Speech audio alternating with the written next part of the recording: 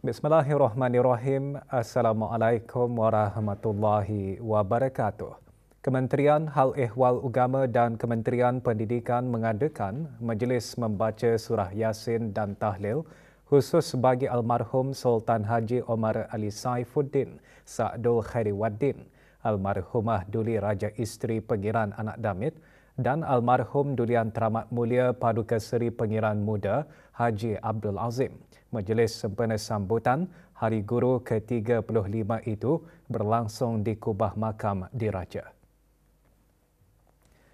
Rombongan diketuai oleh Yang Berhormat Pihin Udana Hatib Datuk Paduka Seri Setia Ustaz Haji Awang Badaruddin bin Pengarah Datuk Paduka Haji Awang Othman, Menteri Hal Ehwal Agama. Juga hadir Pengiran Datuk Seri Paduka Haji Muhammad Tashim bin Pengiran Haji Hassan, Timbalan Menteri Hal Ehwal Agama.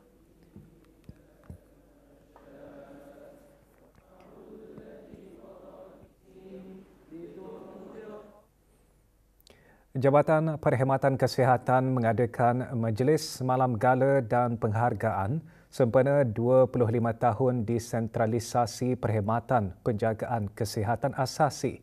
Majlis diadakan malam tadi di sebuah kompleks beli belah di Kampung Manggis. Penyampaian anugerah dan penghargaan khas disempurnakan oleh Yang Berhormat Datuk Seri Setia Dr. Awang Haji Muhammad Hisham bin Haji Jaafar, Menteri Kesihatan.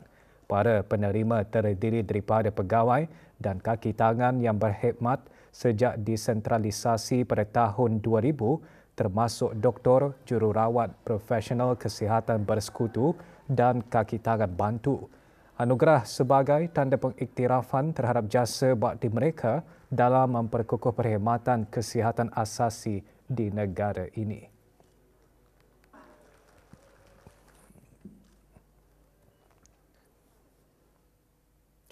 Sambutan Maulidur Rasul Kementerian Kesihatan menjadi wadah memperkuatkan kecintaan kepada Nabi Muhammad sallallahu alaihi wasallam serta menanamkan nilai-nilai murni yang diajarkan oleh baginda dalam kehidupan seharian. Dianjurkan oleh Jabatan Perkhidmatan Kesihatan, Alam Sekitar dan Jabatan Dasar dan Perancangan, majlis diadakan di Kementerian Kesihatan Berakas. Hadir Yang Berhormat Datuk Seri Setia Dr. Awang Haji Muhammad Hisham bin Haji Jaafar, Menteri Kesihatan. Pengisian majlis ceramah Maulidur Rasul bertajuk Rasulullah sallallahu alaihi wasallam adalah teladan keluarga sakinah, mawaddah warahmah.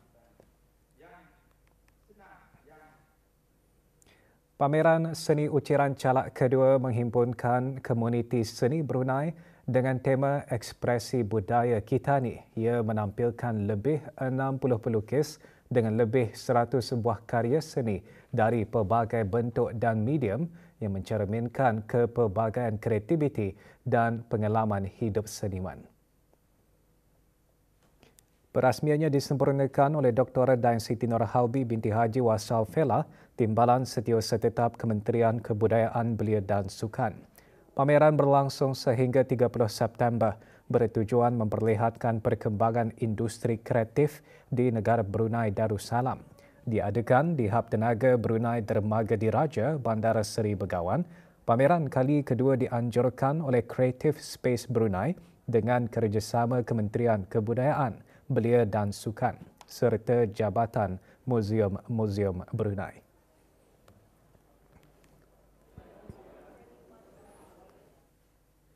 Jabatan Radio Televisyen Brunei RTB mengadakan Jerewara Badudun bersama Biskita bagi memberi kefahaman dan mempromosikan program-program, produk dan perkhidmatan RTB kepada orang ramai. Hadir Awang Haji Amirul Hafizin bin Haji Muhammad, Pemangku Pegawai Daerah Blain. Juga hadir Yang Berhormat Awang Haji Muhammad Saleh bin Haji Osman dan Yang Berhormat Awang Muhammad bin Abdullah alias Lim Swee An, ahli-ahli Majlis Mesyuarat Negara. Selain sesi taklimat dan soal jawab, beberapa aktiviti sampingan juga diadakan seperti pencarian bakat, permainan interaktif, pameran dari bahagian-bahagian RTB serta Majlis Perundingan Kampung. Jerewara diadakan di Dewan Persidangan Kuala Belait.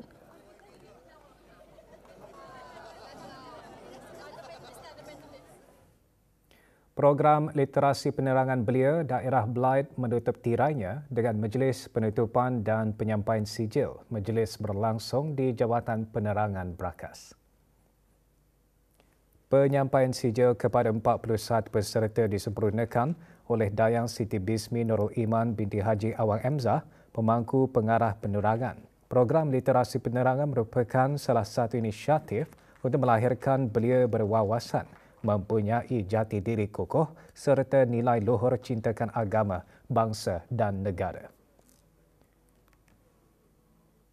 Ilmu adalah cahaya kehidupan yang membimbing manusia ke jalan benar. Ilmu tanpa amal tidak berguna dan amal tanpa ilmu mudah tersasar. Dengan ilmu dapat membina masyarakat dan negara yang amanah dan maju. Ia antara pengisian tazkirah bertajuk Ilmu dan Amal sebagai Cahaya Kehidupan pada Malam Munajat Kementerian Hal Ehwal Agama ke-199 sempena 69 tahun pendidikan agama formal. Bacaan Saidul Istighfar dan Surah Al-Fatihah dipimpin oleh Awang Haji Muhammad Ahsanul Azmi bin Haji Sarbini, pemangku penolong pengarah Institusi Pengajian Jabatan Pengajian Islam. Manakala doa munajat dibacakan oleh Pengiran Muhammad Aminuddin bin Pengiran Haji Husin, pemangku penolong pengarah profesional Jabatan Pengajian Islam. Acara juga diisikan dengan bacaan surah Yasin dan selawat. Acara diserikan dengan penyertaan para tenaga akademik dan guru di bawah Jabatan Pengajian Islam dari beberapa buah sekolah serta para jemaah beberapa buah masjid di seluruh negara dan individu persendirian.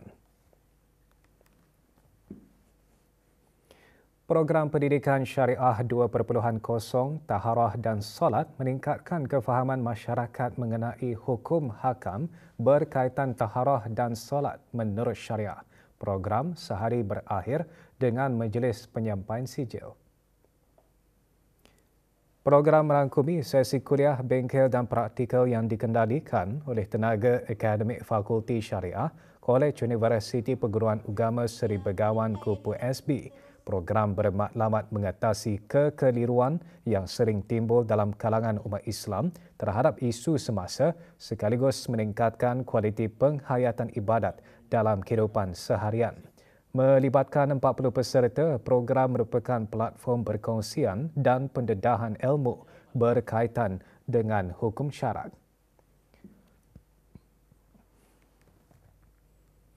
Bagi memupuk rasa cinta kepada Nabi Muhammad sallallahu alaihi wasallam serta memberikan pengetahuan jelas tentang perjalanan hidup dan sejarah agung baginda, Ilmu Sendirian Berhad dengan kerjasama Balai Hazanah Islam Sultan Haji Hassan Al-Bolkiah menganjurkan pameran Sirah Nabawiyah Pusat Madinah. Pameran mengetengahkan replika Raudah Asy-Syarifah dan rumah Nabi Muhammad sallallahu alaihi wasallam bersama Sayyidatina Aisyah radhiyallahu an. Melalui pameran ini, pengunjung berpeluang melihat penghasilan semula, suasana dan peristiwa penting dalam kehidupan Rasulullah sallallahu alaihi wasallam melalui penceritaan visual, artifak dan lawatan. Pameran dibuka bagi kunjungan orang ramai dari pukul 9 pagi hingga 9 malam sehingga 13 November ini.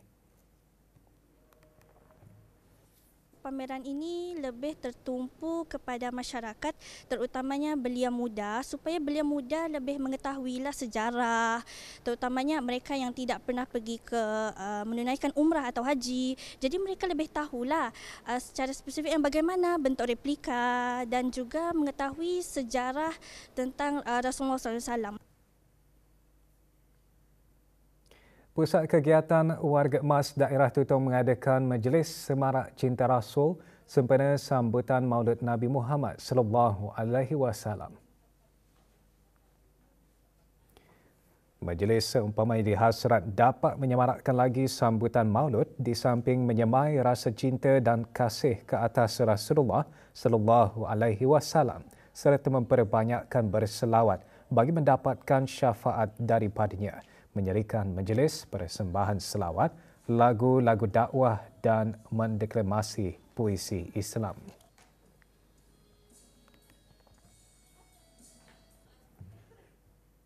Sekumpulan pelajar tahun 3 Institut Sains Kesihatan Pengiran Anak Puteri Rashidah Dato' Bokia Universiti Brunei Darussalam UBD mengadakan projek kemasyarakatan di Kompleks Membeli Belah Mabuhay. Acara bertujuan meningkatkan kesedaran orang ramai mengenai pendidikan ubat-ubatan dan penyimpanannya dengan betul. Selain itu, ia bertujuan membolehkan masyarakat awam memahami tahap kesihatan masing-masing serta menggalakkan individu untuk mengamalkan gaya hidup sihat. Antara pengisiannya, pemeriksaan kesihatan dan konsultasi profesional kesihatan. By taking part in early health screenings, individuals can detect risks such as high blood pressure, high cholesterol, high blood glucose, which can prevent it from progressing to seriousness. And then at the same time, by having proper and safe medication use, this ensures that the treatment is effective and it avoids further complications. Seorang lelaki warga negara tempatan diharapkan ke Mahkamah Majistret Tutong atas kesalahan memiliki 16 karton dan 18 batang rokok pelbagai jenama. Muhammad Syahrul bin Roslani, 22 tahun, dijatuhi hukuman denda RM16,090 atau 13 bulan pemenjaraan jika gagal menjelaskan keseluruhan denda. Semua barang terlibat dirampas untuk diserahkan kepada kerajaan bagi tujuan pelupusan. Manakala satu unit telefon bimbit dirampas untuk diserahkan kepada kerajaan bagi tindakan selanjutnya. Pusat Pendermaan Darah di Jabatan Perkhidmatan Makmal Kementerian Kesihatan akan mengadakan kempen derma darah. Orang ramai diseru untuk menyertai kempen tersebut bagi sama-sama membantu meningkatkan bekalan darah di negara ini. Hari ini kempen diadakan di Pusat Beli Belah One City bermula pukul 10 pagi hingga 1 petang.